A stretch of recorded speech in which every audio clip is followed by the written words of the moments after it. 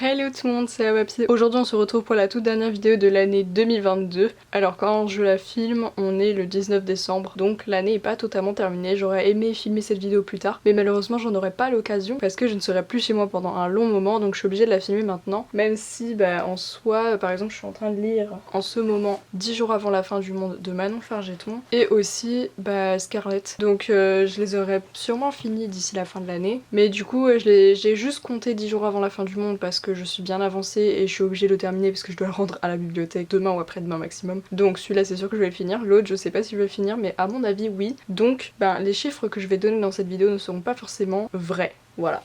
Donc c'est un bilan de l'année. Ça fait seulement depuis le 28 août que j'ai cette chaîne, donc forcément toutes les lectures dont je vais parler n'ont pas été forcément sur cette chaîne et j'en ai sûrement jamais parlé du coup. Ce qui sera pas le cas du coup pour l'année 2023. Donc là il y a des trucs qui vont peut-être sortir un peu de nulle part mais c'est complètement normal, c'est parce que je faisais avant les vidéos littéraires sur mon autre chaîne et encore très rarement. Alors que là c'est le sujet de la chaîne, donc voilà. J'ai un bullet journal, d'ailleurs il y aura une vidéo où on part de janvier 2022 jusqu'à décembre 2022. Voilà, une sorte de read-through, si vous voyez, ils font ça en anglais, enfin voilà. Et du coup comme ça on verra un peu tout. Et là c'est la double page où je mets tous les films que j'ai vus, les séries animées, je les mets par saison à chaque fois. Et là il y a tous les livres. C'est la première année où j'en lis autant. Donc à l'heure où je filme cette vidéo, j'en ai lu 40, mais je compte quand même Manon Fargeton, donc on va dire 41. Voilà, je sais pas s'il y en aura 42 ou plus, mais il y en aura au moins 41. Parmi ces 41 livres, il y a 40 romans slash essais. Il n'y a pas beaucoup d'essais, il y en a peut-être un ou deux, mais je les ai mis avec les romans. Et il y a un seul manga, c'est le tome 1 de Perfect World, voilà. Donc j'ai lu 0 bande dessinée, enfin voilà, que des romans, mais en même temps je suis beaucoup plus roman. Et les bandes dessinées c'est toujours plus cher. Déjà moi j'achète souvent mes livres en poche comme vous pouvez le voir. Il y a 2 exceptions là, mais c'est très rare. D'habitude j'achète en poche et d'occasion. Et les BD c'est souvent 15 €, mais je comprends le prix, hein, mais c'est juste que voilà, je peux pas trop mettre ce prix tout le temps. Et en plus c'est grand, c'est compliqué à stocker, pour plusieurs raisons. Mais je pense que voilà, plus tard, si j'ai de la place et de l'argent, je lirai bien des BD, surtout que j'aime ça franchement. Et donc parmi ces 41 livres, j'en ai lu 3 en VO, donc c'est pas énorme, mais bon, ça passe. Sachant que le dernier que j'ai lu en VO c'était celle de Stephen King et ça m'a pas du tout convaincue.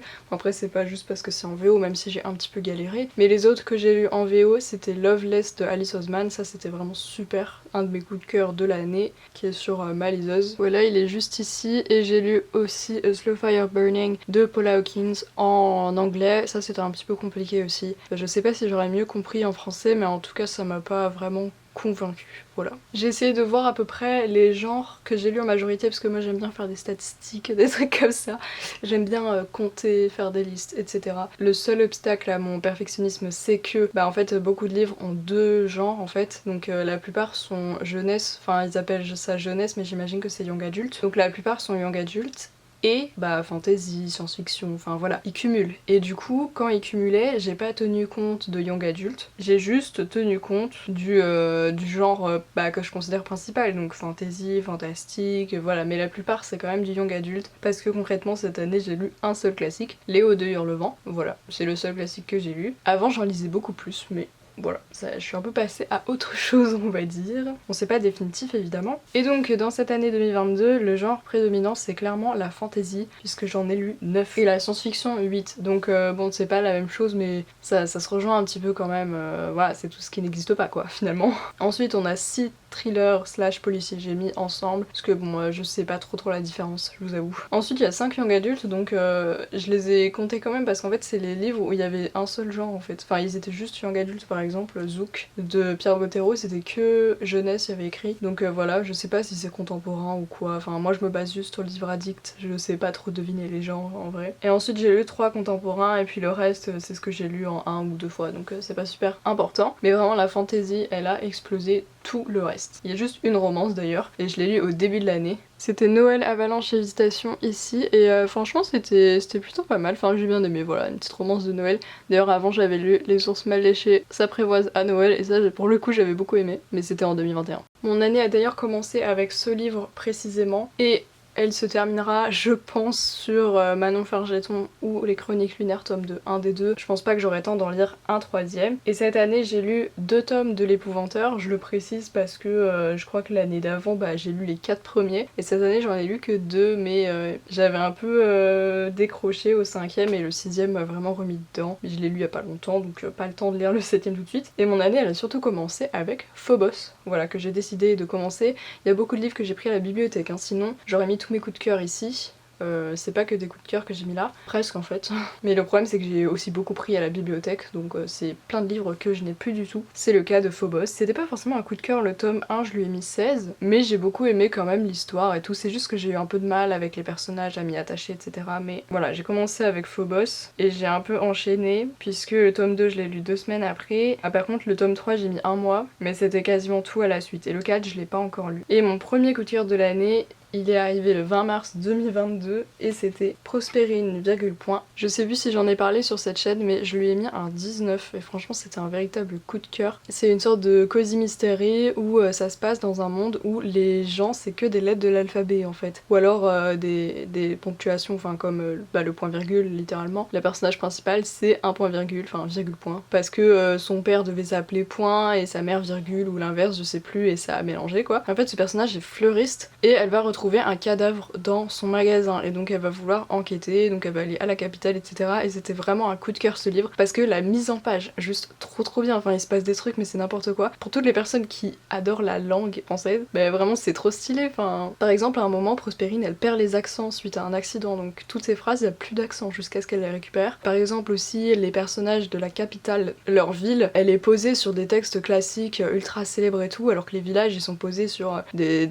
fanfictions même pas fini d'ado de 14 ans, donc vraiment c'est le bled quoi, enfin ils s'en fichent, c'est vraiment genre le bas de la société vous voyez. Et aussi les gens de la capitale quand ils parlent, ils ont une sorte d'accent hyper snob où chaque mot a une majuscule au début, enfin voilà c'est que des trucs comme ça et il y a plein de jeux de mots, et même l'histoire était trop cool. Franchement c'était vraiment génial ce livre, donc je lui ai mis un 19, vraiment c'était trop bien. J'ai aussi commencé plusieurs sagas cette année, donc Iskari que je voulais commencer depuis super longtemps et j'ai trop envie de lire la suite d'ailleurs. Merciful Crows, je suis moins motivée pour lire la suite mais j'avais beaucoup aimé quand même. Le Passager sans visage de Nicolas Beuglet, je sais plus, je crois que c'est le tome 2 là, donc suite de saga pour le coup. D'ailleurs je ferai une vidéo sur les sagas à mon avis, parce que j'en ai commencé plein pareil, les Chroniques de l'érable et du cerisier tome 1. Et là vient mon second coup de cœur en juin, c'est Loveless de Alice Oseman, donc j'en ai déjà parlé tout à l'heure, je l'ai lu en VO, c'est super accessible vraiment. D'ailleurs la liseuse c'est vraiment pratique pour trouver les livres en VO, en plus souvent c'est moins cher, donc franchement sautez le pas, vraiment ça vaut le coup. Et Loveless c'est l'histoire d'une fille qui va rentrer à l'université, donc elle a la vingtaine, et elle a toujours embrassé, et même enfin elle est jamais sortie avec quelqu'un, elle a jamais embrassé quelqu'un ni rien, et par contre elle est fan de fanfiction, de romance etc, mais ça lui arrive jamais à elle, et en fait elle va voir que c'est pas du tout son truc, et elle va se rendre compte qu'elle est aromantique, asexuelle. Donc voilà, en fait c'est un livre vraiment qui t'explique, c'est une sorte de parcours initiatique de ce personnage donc, qui s'appelle Georgia, et c'est hyper intéressant, hyper inclusif. Voilà, je vais pas passer 100 ans, mais ça vaut tellement le coup et j'ai énormément aimé même l'ambiance et tout, ça se lit comme ça quoi. J'adore les ambiances, ça me rappelle Fangirl aussi de Rainbow Rowell où ça se passe à l'université en Angleterre, c'est trop stylé, j'adore. Donc ça c'était mon second coup de cœur. Après j'ai eu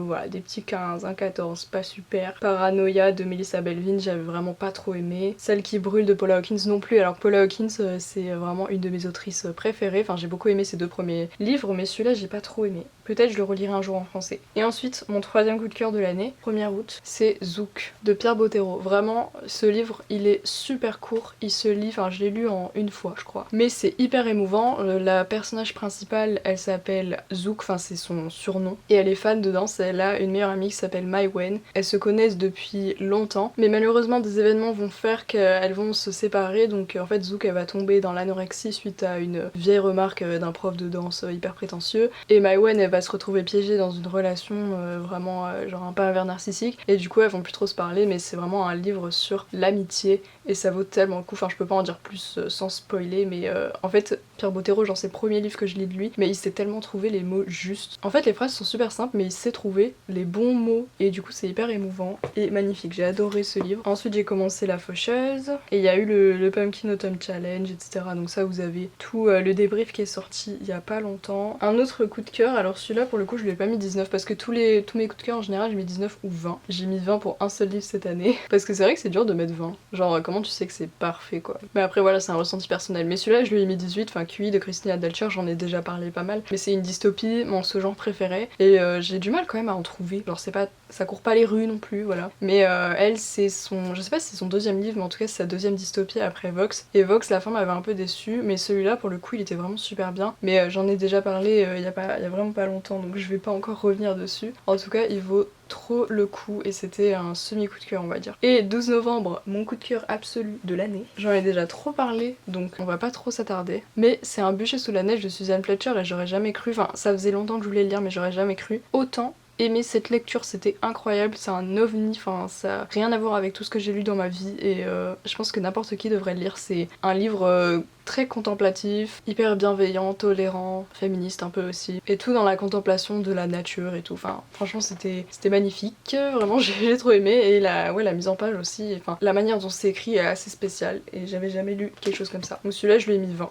J'ai du mal à noter en vrai, genre noter des livres c'est pas facile, genre je me dis t'es qui pour noter tu vois, mais en soi ouais c'est des ressentis personnels donc voilà. Et après j'ai eu des bonnes lectures, Le Fracas et le Silence c'est aussi un semi coup de cœur, ça faisait très longtemps que je voulais le lire en fait. Et le Cold Winter c'était l'occasion d'enfin le lire après un an et j'ai beaucoup aimé le style et tout, je sais même pas pourquoi je lui mets pas 19 en fait, mais quand même, enfin ouais franchement j'ai trop aimé et je sais plus si la personne a fait d'autres livres après celui-là mais je crois pas, enfin en tout cas c'est son premier et si elle en a fait d'autres j'ai vraiment trop envie de les lire parce que j'adore le style, c'est hyper sec, cassant mais pareil les mots sont bien choisis, les dialogues sont pas, c'est pas des effusions de dialogue hyper longs et tout, vraiment ce qui est dit doit être dit et voilà c'est tout, pas plus. Ça j'ai adoré, franchement c'était vraiment spécial comme lecture mais trop cool. Et aussi un que j'ai trop aimé, c'est pas forcément un coup de cœur mais Falalalala, vraiment trop cool aussi, j'en parlerai dans le débrief du Cold Winter mais j'ai adoré, enfin c'était vraiment tellement drôle et en fait ça fait même mal à la fin de quitter les personnages, t'as envie d'être plus avec eux encore, même si ça fait pas plus de 400 pages, t'as envie d'être encore avec eux franchement. Donc voilà mon année de lecture. C'est tout pour cette année 2022, j'espère que 2023, je sais pas si j'arriverai à lire autant ou moins, je sais pas, enfin voilà, de toute façon c'est pas une compétition, mais c'est la première année où je lis autant et en même temps, j'avais quand même ma dernière année d'études de toute ma vie, je pense, mais après j'ai eu 4 mois, enfin depuis septembre, je travaille mais pas H24 et sans les cours, on a quand même vachement plus de temps, donc ça va. Merci d'avoir regardé cette vidéo, dites-moi dans les commentaires votre vraiment gros coup de cœur de l'année ou d'autres, enfin si vous en avez plusieurs, n'hésitez pas à me dire. N'oubliez pas aussi de vous abonner à la chaîne, c'est vraiment super important. Et puis on se retrouve samedi prochain pour une nouvelle vidéo. Bye tout le monde!